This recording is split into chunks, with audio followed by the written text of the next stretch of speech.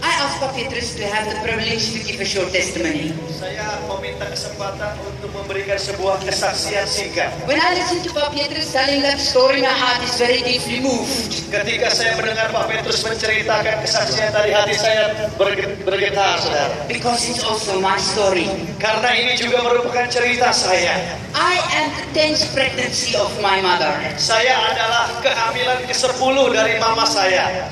And when my mother expected me, Ketika mama saya sedang mengandung saya, she didn't really want me. sebenarnya dia tidak begitu menginginkan saya. She also tried to abort me. Jadi dia berusaha untuk mengaborsi saya. But God has a purpose for our lives. Tetapi Tuhan punya rencana bagi kehidupan kita. Amen.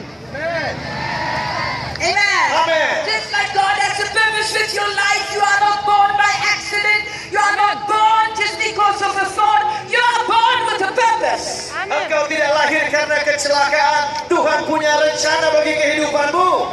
But when I grew up, Tetapi waktu saya bertumbuh I dewasa, grew up in a violent home.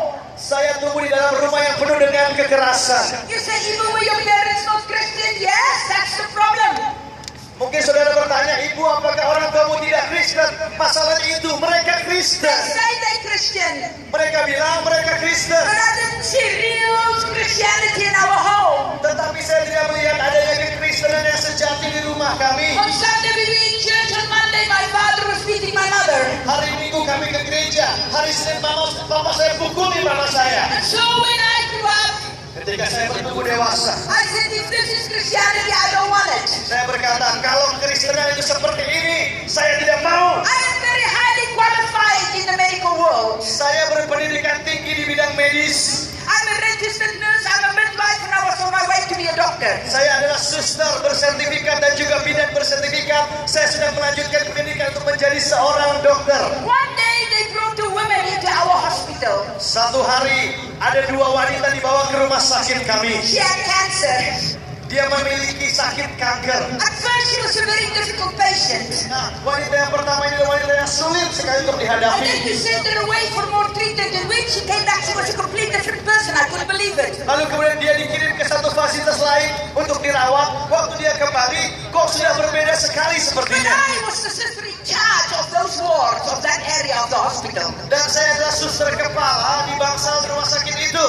And so she came and she made me her target.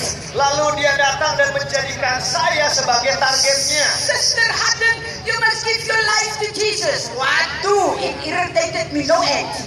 Ibu Hating, engkau harus memberikan hidupmu kepada Yesus. Aduh, pesan itu sangat mengganggu saya. Because you see, I thought Christianity is going Sunday to church, but the rest of the week the life was little bit Jesus, little bit world.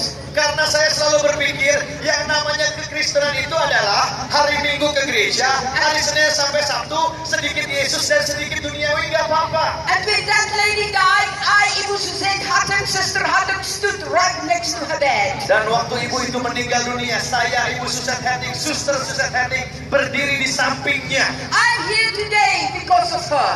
Dan saya berdiri hari ini di sini adalah karena ibu itu. When she died, she told the story. Waktu dia meninggal, sekarat dia menceritakan sebuah We kisah. saw she was getting weaker and weaker and weaker.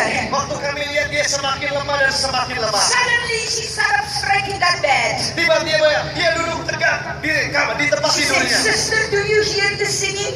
Dia bilang, suster, engkau dengar nyanyian? I said, I heard no singing. Saya bilang, saya tidak dengar I apa-apa. knew it was something supernatural I could not explain. Dia bilang ada sesuatu yang ilahi yang dia tidak bisa jelaskan. And then she was going down, down, down again, and suddenly she was bright again. Dia berkata tiba-tiba dia seperti mau dipanggil, tapi kemudian dia bangkit She kembali. said, Sister, do you see the people with the white clothes? And she started describing things in heaven.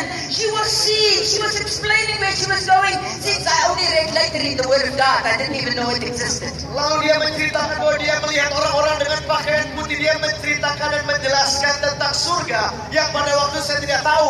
Nanti setelah saya membaca Alkitab, baru saya tahu itu surga. And then suddenly she looked at the window and she said, "Sister, yeah, they came to fetch me." And she was gone. Lalu dia memandang ke jendela dan berkata, "Suster, itu mereka datang mau jemput saya." Dan dia langsung That rocked tidak ada. me. Dan peristiwa itu That menggoncangkan. shows me that there's life after death. Itu memberitahu kepada saya bahwa ada kehidupan setelah kematian. I started running away. It made me scared.